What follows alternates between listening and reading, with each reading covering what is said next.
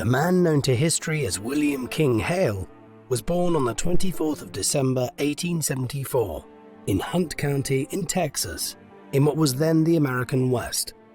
His mother was Mary Elizabeth Gaines. She died when William was 3 years old, and the details of his father, Peyton Hale, are scant. Indeed, very little is known about William Hale's family background and early life at all.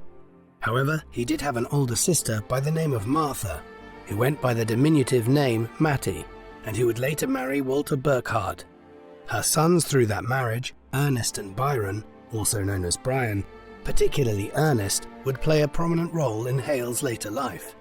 Evidently, by the time he was a teenager, Hale was already working as a cowboy in Texas, a profession which, despite the depiction of it as a life of crime and gunslinging in countless Western films, was actually exactly what it was described as: somebody who herded cows across the vast plains of the American Midwest. It was also in his youth that he met and then later married Myrtle Fry. Hale grew up in the American West, a time and place which has inspired many stories, but which is often misunderstood, used as it was as the backdrop for numerous films and books. The West was not a homogeneous entity. There were many different versions of it, and Hale's later life and the events which he has become famous for took place in a specific version of the West. Broadly speaking, the West was the vast part of North America within the continental United States, stretching from the river Mississippi westwards to the Pacific Ocean. This was a vast stretch of territory which was relatively untouched by people of European descent until the early 19th century, but owing to a series of events, most notably the Louisiana Purchase of the Midwest from France by the government of President Thomas Jefferson in 1803, and the US-Mexican War of 1846 to 1848, this huge mass of territory came under the jurisdiction of the United States by the end of the 1840s. Then successive gold, silver and oil rushes in places like California, Tombstone, Arizona, Oklahoma and Texas brought hundreds of thousands of people westwards in the 1850s, 1860s and 1870s, seeking riches and a better life. As they did, they began to settle towns and villages all over the region. This westward expansion also brought conflict with the Native Americans of the area, a process which we will explore in more detail with regard to the Osage Indians presently. The part of the American West which Hale grew up in and lived much of his life in was the more traditional or stereotypical version of the West, generally rural and isolated parts of the countryside where the trappings of modern Western society were only just being introduced in the second half of the 19th century. There were more developed corners of the country in this respect. For instance, towns like San Diego, Los Angeles, and San Francisco out in California, which were part of the frontier in the 1850s and 1860s, had become well-developed urban centers by the 1890s, much like the towns and cities of the East Coast. Here, the kind of lawless and opportunistic activities which would characterize Hale's later life in Oklahoma were simply not possible by the turn of the 20th century. But the more rural and less developed parts of the West, in regions like Arizona, New Mexico, Texas, and Oklahoma, were still semi-lawless and had a limited form of governmental oversight or law and order. It was here that opportunistic and ruthless individuals, like Hale would reveal himself to be in later life, could acquire massive riches through underhand and brutal behavior, often at the expense of the Native Americans, who were so often the victims of westward expansion. This was the backdrop against which Hale's story would play out. While the details of Hale's early life are very scant indeed, we get a much better idea of his life story from around 1900 onwards. This was the period during which he first settled in Oklahoma, one of the last frontiers of the American West, where society and government was still tenuous enough that the region would not be granted statehood status until 1907, making it the 46th state in the Union. As one modern account of Hale's arrival into Oklahoma put it, he seemed to have come out of nowhere, as an individual with a past that no one knew anything about, and arriving with little more than the clothes he was wearing and a copy of the Bible, the latter being an ironic possession given his subsequent behavior in Oklahoma over the next 30 years. Although still a young man when he arrived in the region, Hale had many of the personal characteristics which would identify him throughout his life: black hair, an owlish face, and a large pair of spectacles which framed a shrewd look that always seemed to be on the lookout for an opportunity, no matter how unethical it might be. When he arrived in Oklahoma, he first found work as a cowboy, but he would soon graduate to more illustrious and more financially lucrative activities. The region which Hale moved to at this time was named after the Osage Indians, a Native American people who lived here in great numbers. Osage is an English rendering of the original name the French gave to the Native American tribe called the Neoconska, meaning people of the middle waters, which dominated parts of the Ohio River Valley and the Mississippi River Valley when the French first began establishing trade stations along the course of these riverine routeways in the 17th century. The Osage dominated much of what is now Ohio and the surrounding regions by the 18th century, but their history here went back over 2 millennia to when the mound-building cultures of the American Midwest and South had first begun to flourish in a vast region from Texas east to the Atlantic Ocean. But like all their brethren further to the east, the Osage came under increasing pressure from the United States from the late 18th century onwards. As this occurred, there were growing drives to transplant the natives of regions like Ohio, Alabama, and Tennessee, into which the US wished to expand further westwards to land which was deemed to be unoccupied.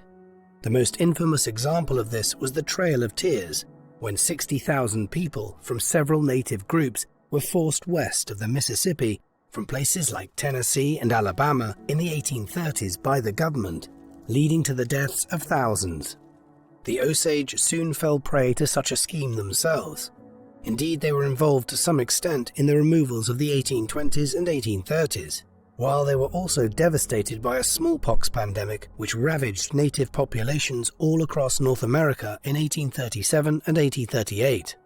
Many of them ended up in places like Kansas, but others tried to remain on their ancestral lands in Ohio and fight the US government as part of the Indian Wars of the mid-19th century, which focused primarily on the Sioux and Lakota Indians, further to the northwest, in what are now the Dakotas and Montana.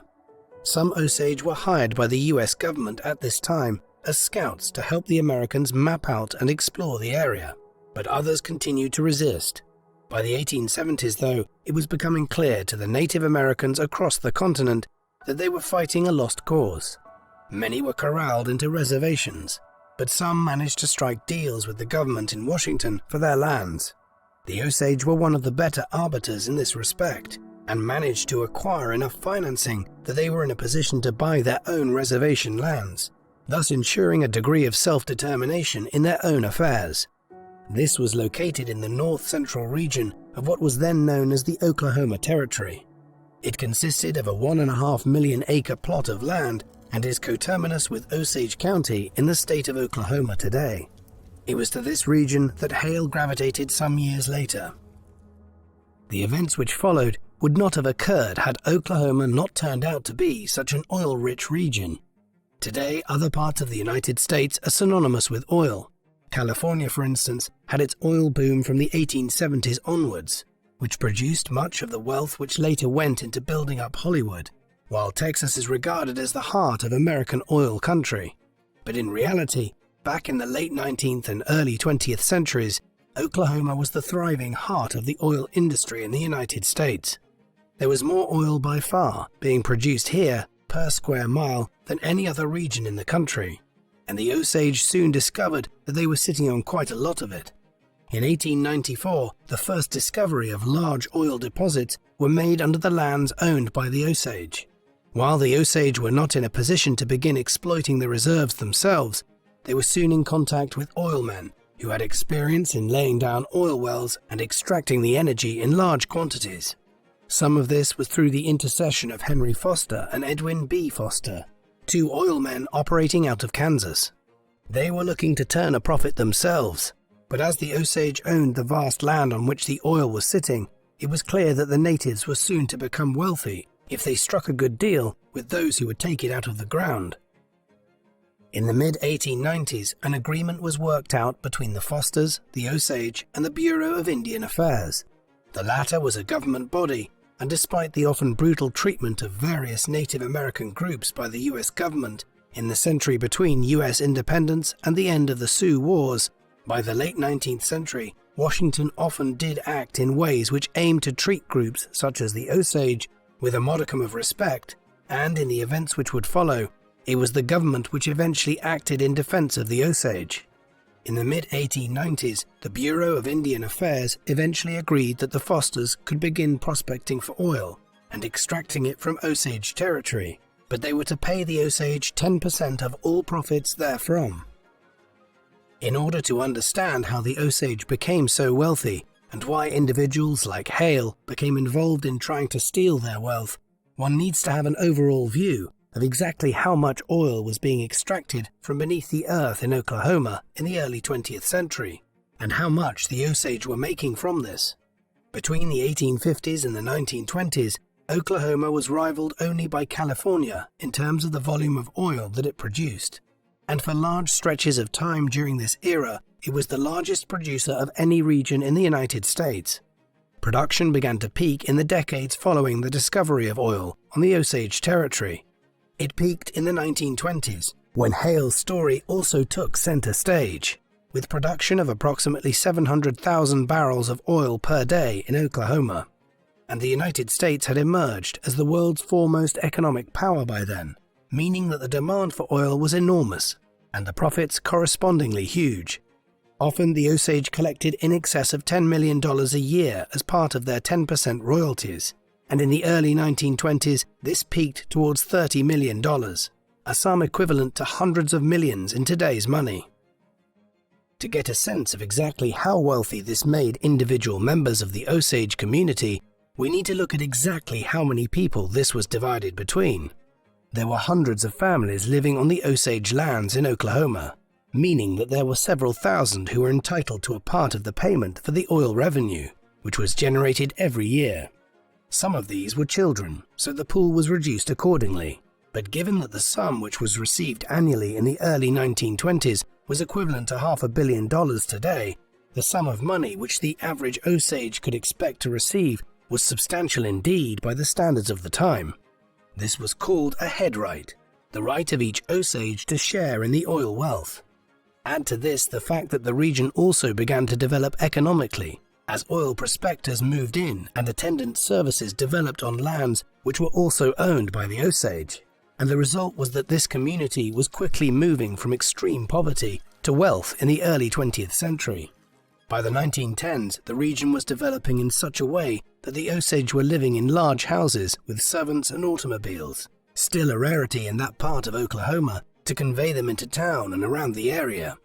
This was a version of early 20th century America where society was turned on its head. It was the Native Americans who were wealthy here, and the average American of European extraction that was cleaning their homes and buying in luxury commodities to the region for them. It has been estimated that collectively the Osage constituted the wealthiest group of people in the world at one time, by the end of the 1910s and the start of the 1920s. There was, though, a complicating factor in all of this, one which is highly relevant for Hale's story. While the federal government had ensured back in the mid-1890s that the Osage were rewarded for any oil that was extracted from beneath their lands, they had also done so with the characteristic type of racial attitudes of the time, which believed that the natives were incapable of looking after their own affairs. Accordingly, a system of guardianship was set up in 1897, whereby any Osage who were deemed to be unable to look after their newfound wealth would have guardians appointed to monitor what they did with their money and to decide whether they were spending it appropriately. This system was rife for abuse, and years later there were more lawyers present per capita in the Osage territory than in any other part of America, as individuals tried to exploit the Osage and control their wealth. What was more, the guardianship system often functioned in such a way that if an individual member of the Osage community died, their oil payments or head rights could continue to flow to their former guardian, particularly so if there were children involved when the person died or some other complicating factor of this nature. All of this would end in tragedy for the Osage in the 1920s. Back in the 1900s, Hale began to prosper when he arrived to Osage territory. He started off as a cowboy on a ranch, driving cattle between Oklahoma and his native Texas, and onwards again to Kansas, often with the livestock being sent north towards Chicago and other major towns and cities for supply to the wealthier East Coast markets where the Gilded Age upper-middle-class families had a taste for beef. While the cowboys of the era have been immortalized in Western films and novels, it was not glamorous work. It was long, arduous, uncomfortable, and badly paid, and Hale soon began to aspire to something else. To do so, he first began saving his meager wages, and after a time had put together enough to be able to start buying his own herd. Over time, he used this to grow his wealth within Osage territory, but even this promising beginning in Oklahoma met with disaster. After a series of business and economic setbacks, Hale ended up bankrupt in the mid-1900s. Yet even this new setback only made him more determined, though unfortunately for his Native American neighbors, he became ever more ruthless too. In the course of the second half of the 1900s, he used every means possible to begin building himself back up as a cattleman, becoming an expert in the business, but also cutting corners through insurance fraud and other illegal methods. It worked, and by the end of the 1900s, Hale had become a prosperous figure in Osage territory. The 1910s saw him emerge as arguably the most powerful man in Osage territory. As he ruthlessly cornered every business opportunity, he amassed an estate of some 45,000 acres of land, buying up the farms from competitors, leasing lands from the Osage, and cultivating relationships with the most powerful politicians in Oklahoma. His appearance changed too. Gone was the rustic cowboy that had arrived in Oklahoma, and in its place, Hale emerged as a genteel business figure who dressed in a suit with a bow tie and a felt hat. He was also named as a reserve deputy sheriff in Fairfax County, and in this capacity had charge over a substantial element of law enforcement in the Osage territory, walking around the region with a pistol strapped to his side. By that time, he already had a controlling stake in the Fairfax Bank, and so was a powerful local moneylender. Years later, it was speculated that Hale was a millionaire by the end of the 1910s, and was widely referred to as the King of the Osage. Such was his economic and political power in the region. But it was seemingly never enough for Hale. Moreover, his methods hinted at his future crimes. Much of his wealth was accumulated in the 1900s and 1910s by exploitative dealings with the Osage, engaging in land leases and trade deals with the Native Americans, which were to his advantage, and directly exploiting the Osage's lack of familiarity with certain areas of land law and economic policy. Yet even so, Hale would soon decide he could go further still to benefit himself at their expense. While Hale was enriching himself in Oklahoma through dubious business activities in the 1910s, trouble was brewing for the Osage. The Guardian system and the associated head rights had presented an opportunity for ruthless individuals in the Osage territory, and as the amount of money being generated by the oil wells of the territory increased year by year, many saw an opportunity. This was especially the case as countries like the United States moved away from a reliance on coal as the primary fossil fuel driving their economies to a greater reliance on oil and petroleum. Moreover, the full extent of the oil reserves on the Osage territory was only established in 1917, when the new wells were drilled. With this, it became clear that great wealth would continue to flow to the Osage for many, many years to come. If an individual could establish themselves as a guardian to an Osage individual or family, then if something happened to the Osage in question, the guardian might hope to benefit financially. Similarly, if a member of the Osage tribe died, their lands might become available, and if a white man could muscle in, he could hope to benefit financially from the oil wealth of the region. This was especially the case as the head rights functioned in the 1910s and early 1920s, in such a manner that a non-Osage could inherit them from an Osage that died. This loophole would be closed in time, but it presented an opportunity for Hale and others before the federal government moved to prevent exploitation of the law. What has come to be termed the Osage Reign of Terror only began to gain attention and notoriety from 1922 onwards, but it is now accepted that the first murders might have been committed as early as 1918.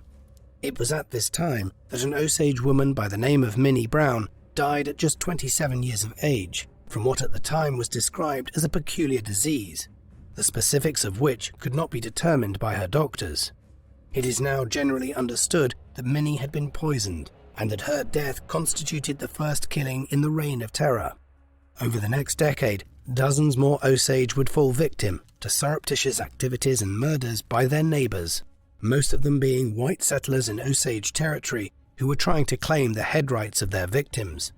Over the 10-year period, at least 60 Osage were killed, and the murders terrorized the wider Osage community. As we will see, it would take a federal investigation of events in Osage County and a legal altering of the manner in which the head rights were transferred to guardians in 1925 before the killings would come to an end. In the events which followed, Hale would become closely aligned with his nephews, Ernest and Brian Burkhart, sons of his sister Martha, though the relationship was hardly equal, and Ernest, the more significant of the two brothers in the events which ensued, would later state of his uncle that he was not the kind of man to ask you to do something, he told you. Nevertheless, Ernest developed a close relationship with Hale and viewed him as a surrogate father. He first arrived in Osage County in 1912 as a green-behind-the-ears 19-year-old who had left Texas to settle in what was viewed as one of the last vestiges of the American West in Oklahoma. There, he began working for his uncle in various capacities as part of his ever-growing business and legal empire in the Osage Territory.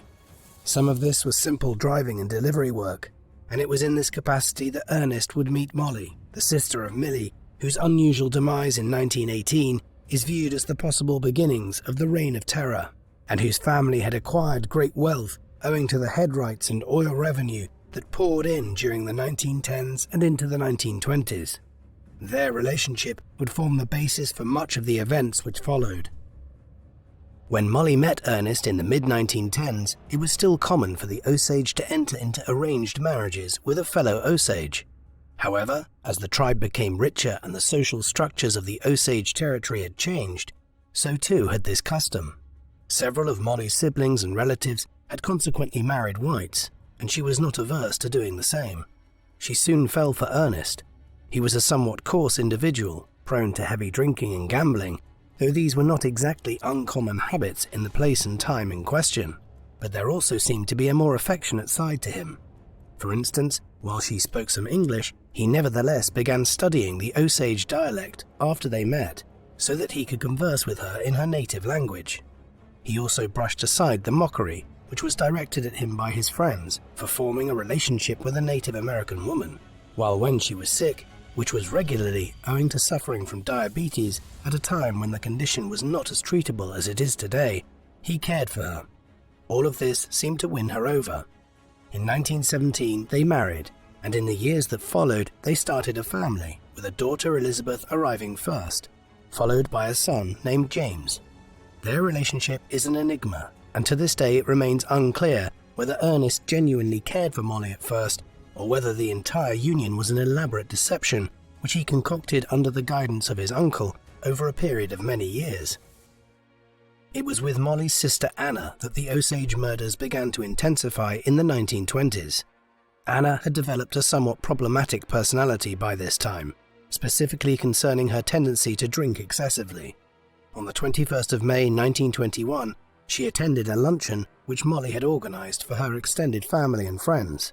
But when Anna showed up, she was already drunk. In the hours that followed, she drank from a flask, flirted with Ernest's brother Brian, and subsequently started fights with almost everyone in attendance. Eventually, she managed to sober up after several hours, and Molly sent her home with Brian. It was the last time the sisters saw each other. 6 days later, some squirrel hunters found her body in a desperate state of decomposition in some boggy water near the road between Fairfax and Pawhuska. Molly was called upon to try to identify the bloated corpse, but could only do so through the gold fillings in her teeth. Though it would not be determined until much, much later, one of those who had been included in the search team, Kelsey Morrison, a well-known local bootlegger and dope smuggler, had killed her on the night of the 21st or early hours of the 22nd, after she left Molly's. He had done so on the orders of none other than William Hale, probably with the complicity of Brian Burkhart, who had taken her home from Molly's party that evening. An autopsy revealed a gunshot wound to the back of her head. It would subsequently be revealed in years to come that Morrison had owed $600 to Hale, a very substantial sum of money in the early 1920s, and he had carried out the murder in order to have the debt cancelled. Yet the motives were not initially clear, as Anna's head rights on the oil money were transferred to her immediate Osage family members. Yet with each member of Molly's family that would subsequently die, the possibility of Anna and her family members' head rights all transferring to Ernest Burkhart, Hale's nephew and protege, became ever greater. The murders mounted from there. On the same day that Anna's body was discovered, that of another Osage by the name of Charles Whitehorn was stumbled upon by an oilman not far away with 2 bullet wounds between his eyes. He had been murdered execution style. Whitehorn had disappeared a week before Anna and had been missing for 2 weeks when he was discovered. What alerted local police to a possible connection between the 2 murders was that the same bullet types were found to have been used in both instances. Perhaps the same person had killed both Anna and Charles, but at the time no one was identified as the possible suspect by the authorities. Molly argued strongly with the local police for them to investigate her sister's disappearance and murder more concretely, but such was the attitude at the time to the Native Americans that they effectively refused to do so. A similar lethargy characterized the response months later in 1922 to the death of Anna Sanford, a woman who had recently married a white man by the name of Tom McCoy. Anna was not found murdered in cold blood like Anna Brown or Charles Whitehorn, but her death was suspicious and is believed to have been an instance of poisoning.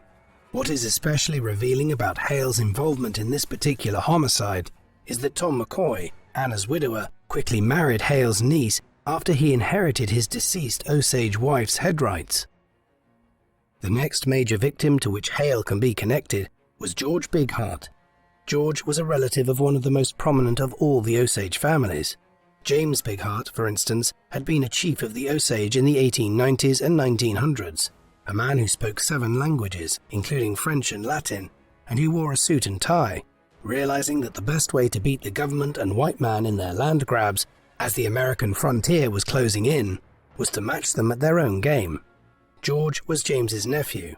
In 1923, at 46 years of age, he was mysteriously taken ill in Osage territory and was sent to Oklahoma City to a hospital there. It now seems relatively clear that Bighart was given some poisoned whiskey to drink, and this killed him in the hospital shortly after he arrived there. But this was not before he disclosed some secret information regarding his own circumstances and the deaths which were occurring amongst the Osage to a white attorney by the name of W. Vaughan, while George was on his deathbed. Incredibly, Vaughan then phoned the Osage County Sheriff and said he needed to meet with him urgently concerning the murders. But the last time he was seen was when he boarded an overnight train to go and meet the sheriff. When the train arrived to Osage territory, Vaughan wasn't on it, and he was never seen again. Bighart died shortly afterwards in hospital, and whatever information he had revealed about William Hale and Ernest Burkhart, who had been present at the hospital in Oklahoma City when Vaughan visited George there, was never disclosed to the police.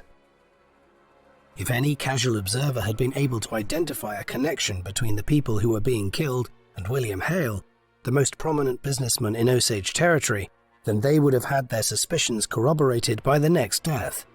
In February 1923, a 40-year-old Osage by the name of Henry Roan showed up dead, having been found shot to death in his car. Roan's name itself was symptomatic of the manner in which the Osage had suffered systematic persecution over the decades. His tribal name was Roan Horse, but at school in Oklahoma, he had been forced to cut off the braids he wore his hair in and to change his name to the more anglicized Henry Roan. Although he had 2 children who would inherit his head rights and the income from the oil money that was due to his family, Hale had an insurance claim on Roan's life.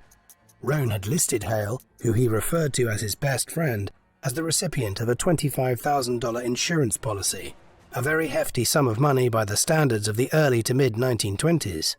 Hale had also been seen in town with Roan shortly before the Osage man disappeared, only reappearing when he was found dead in his automobile. Thus, although Hale acted as a pallbearer at Roan's funeral after he was discovered, he had benefited greatly from Henry's death.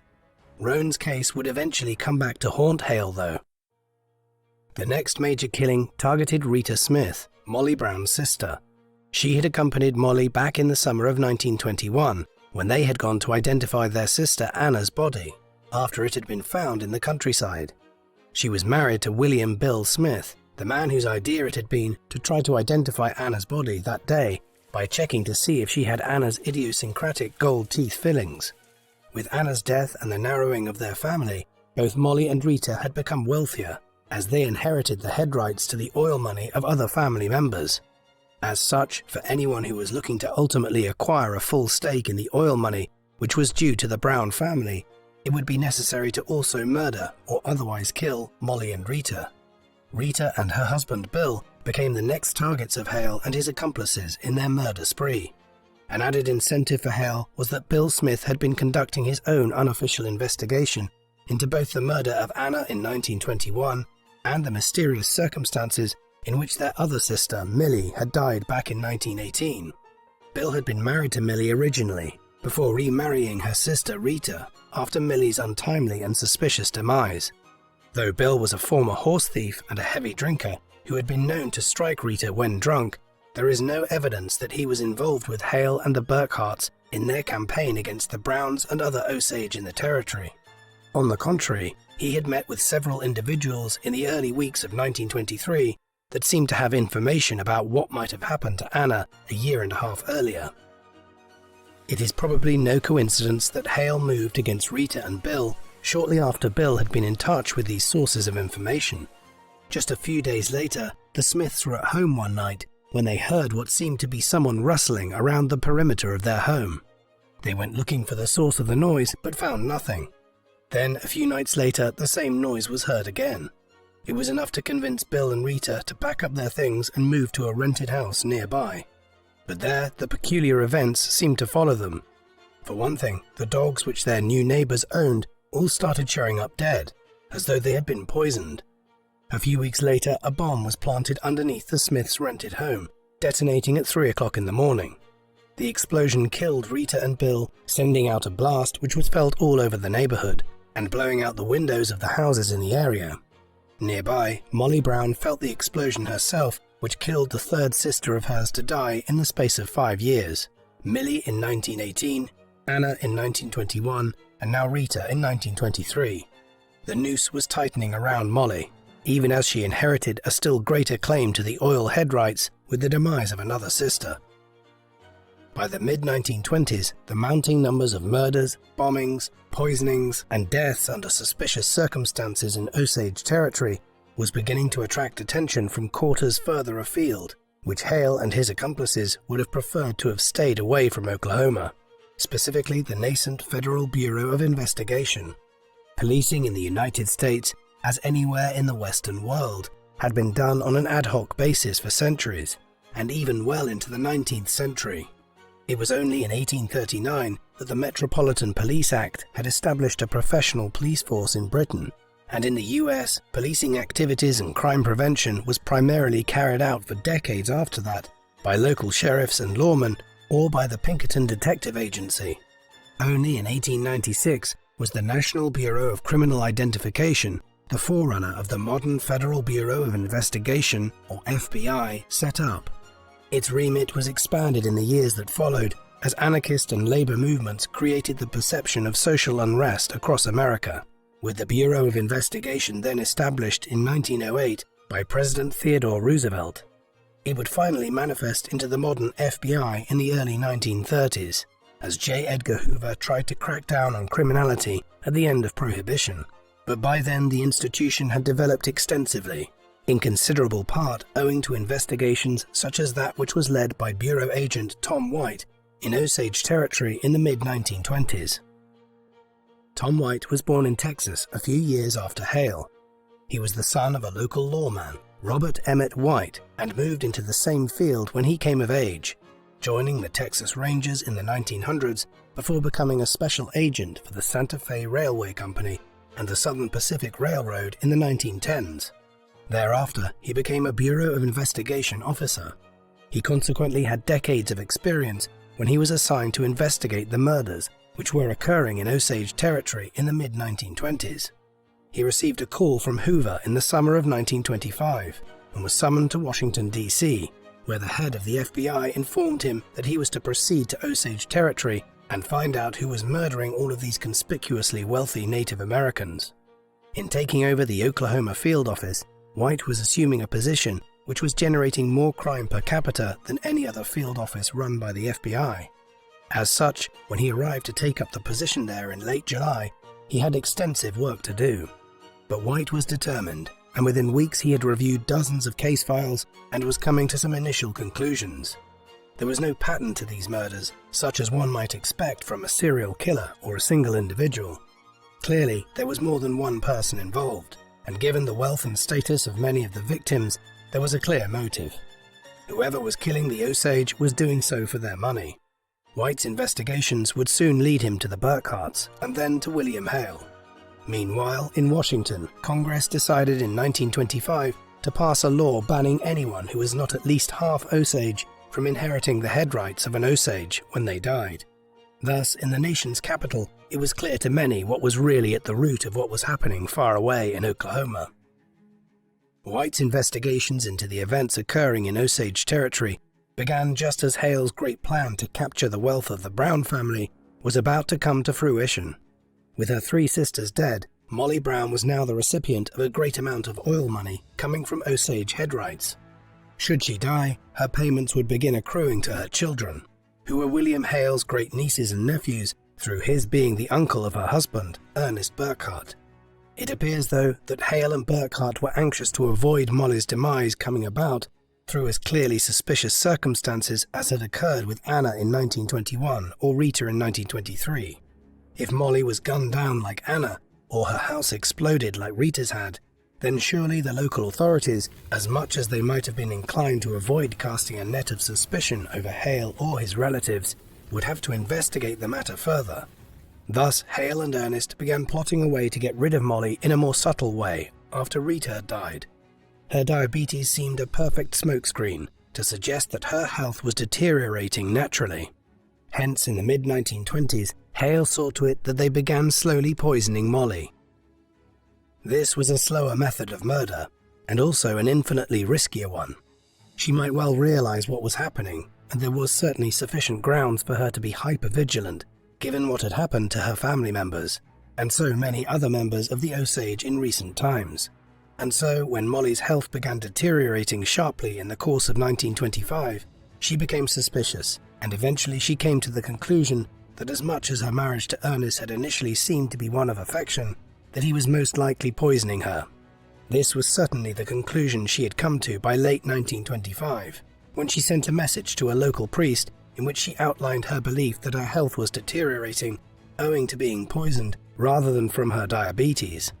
She would ultimately be the lucky member of the Brown family. Shortly afterwards, she left Ernest with their children and would live to tell the tale of her brush with William Hale and the Burkharts. Conversely, the net was tightening by this time on Hale and his accomplices. When Tom White had acquainted himself sufficiently with the evidence concerning the murders of the Osage in the 1920s, he began to focus on one case in particular, the murder of Henry Roan back in the spring of 1923. Roan's case was especially suspicious, given that Hale had only recently taken out a $25,000 insurance claim on his life.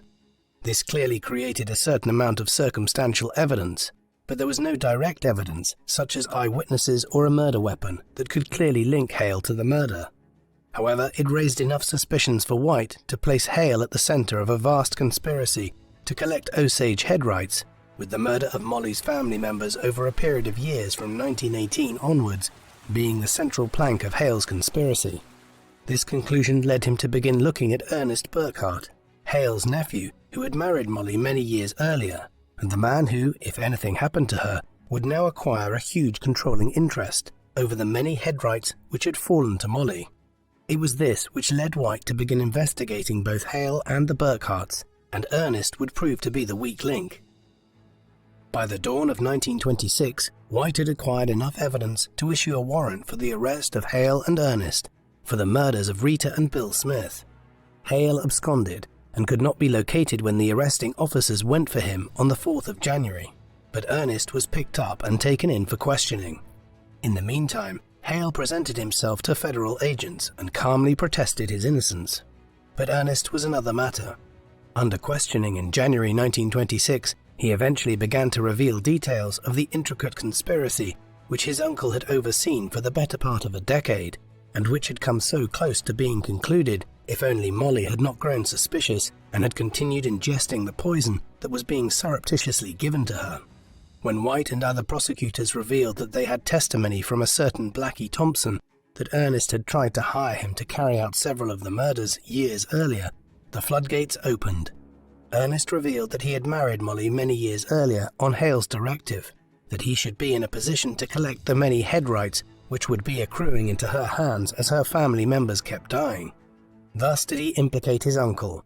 In the weeks that followed, Ernest was placed on trial and was sentenced to a reduced term in prison in return for his cooperation in prosecuting Hale. Hale's trial soon followed. It became a circus as Ernest refused to deliver on his promise to testify against his uncle and instead agreed to testify in his defense. Meanwhile, Burkhart also tried to sue the government for extracting a confession from him under duress. Other witnesses and individuals allegedly implicated in the various murders either pulled out of testifying or refused to cooperate, as Hale began trying to pull strings to intimidate anyone that was possibly going to proceed against him. At one point, even Ernest came to the conclusion that his uncle was trying to have him killed before he could testify against him. Eventually, Ernest flipped again and did testify against Hale in his first trial, which was held in Guthrie from late July 1926 onwards. But such was the convoluted nature of the evidence and overlapping conspiracies, as well as Hale's influence in the wider region, that the jury, when it finished deliberating on the 25th of August, returned a hung verdict and a mistrial was declared. The government and the Bureau were not going to let matters slide. By the autumn of 1926, too much was riding on the result of the investigation back in Washington, and Hoover ordered that Hale and his accomplices were to be prosecuted in any way possible. As a consequence, a grand jury indicted Jim Springer, Hale's attorney, on the grounds that Hale had sought to intimidate several witnesses in his client's initial trial. With this, a second trial commenced in October 1926, one which was short-lived and resulted in a guilty verdict just 9 days later. Hale was sentenced to life in prison at Leavenworth Prison in Kansas, ironically a penitentiary where Tom White, the federal investigator who led the Osage investigations, would soon be appointed as warden. Yet even then, Hale managed to exploit several legal loopholes to try to wriggle free, successfully disputing the results of his second trial on the basis that he was tried in the wrong district court within Oklahoma. In the end, it would take a third trial, this time prosecuted in a federal court, before Hale was finally definitively sentenced to life in prison in January 1929.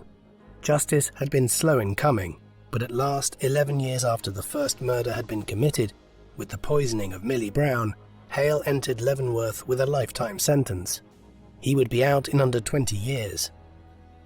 Ultimately, the conviction of Hale and the Burkharts and their accomplices was just the tip of the iceberg.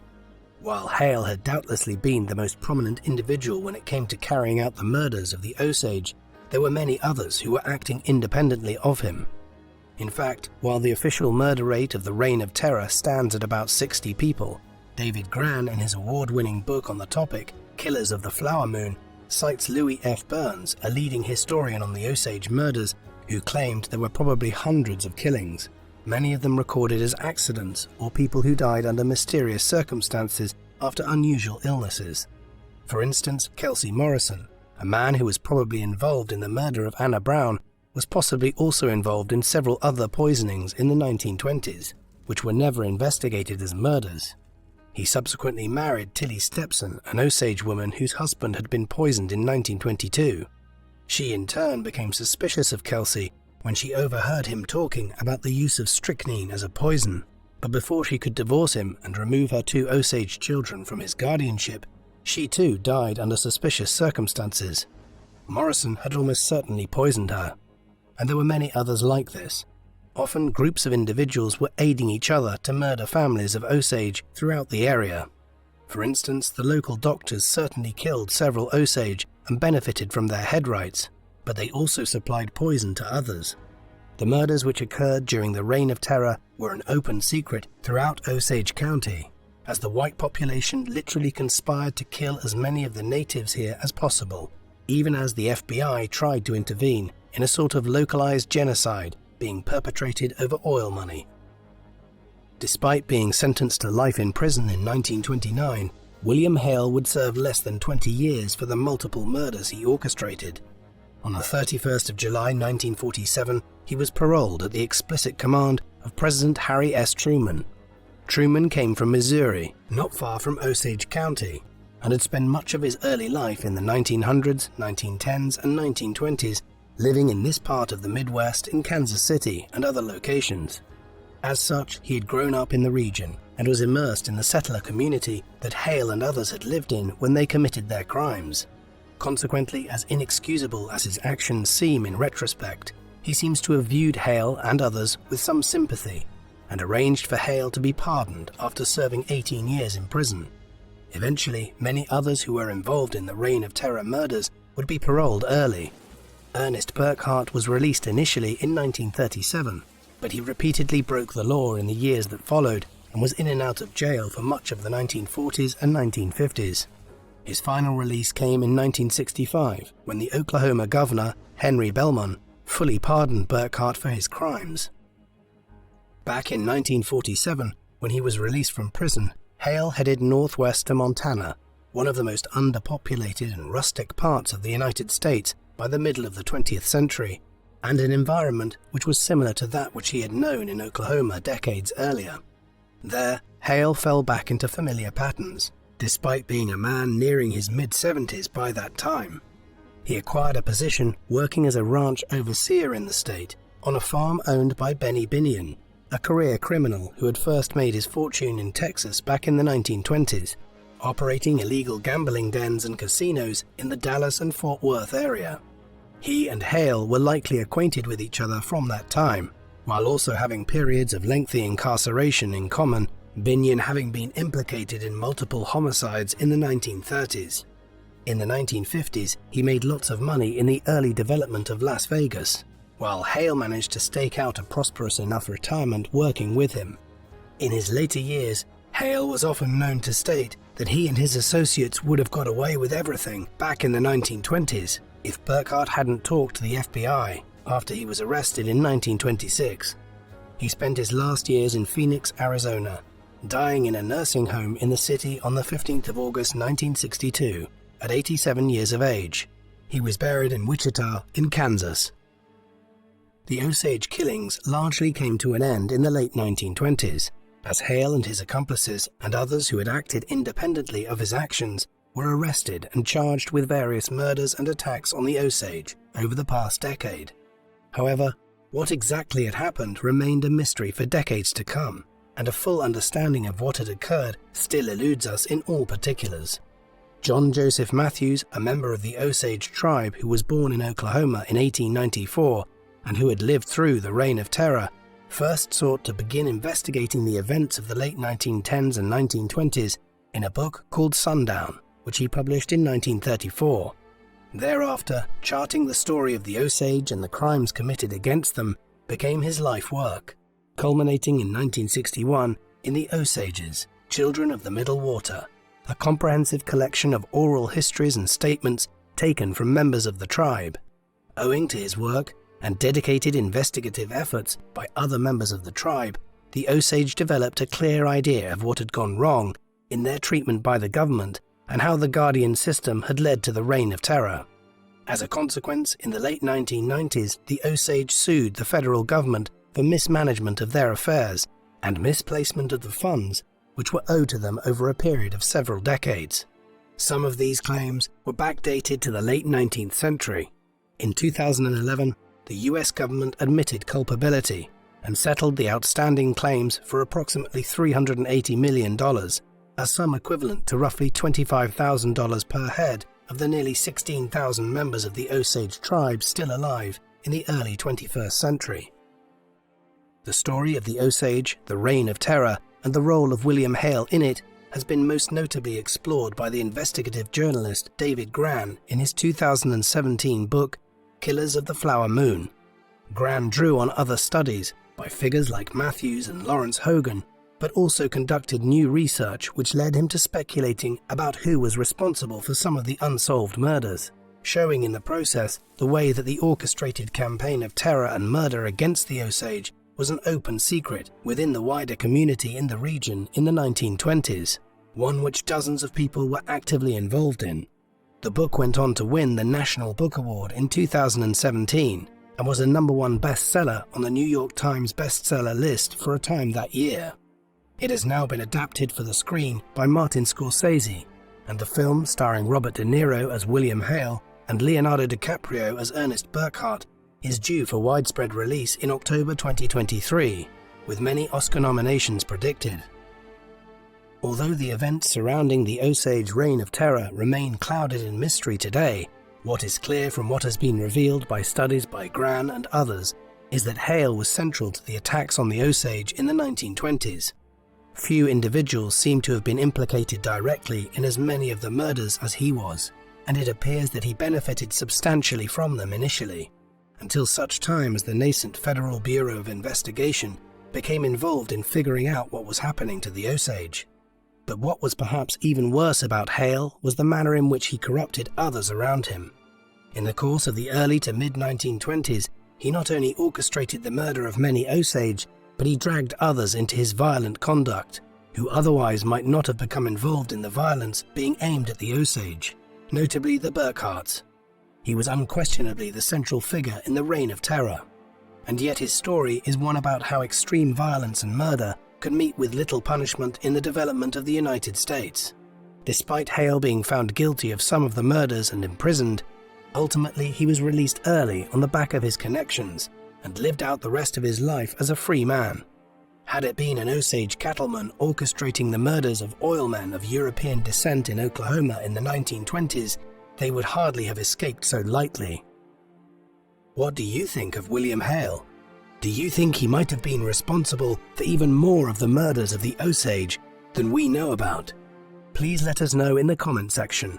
And in the meantime, thank you very much for watching.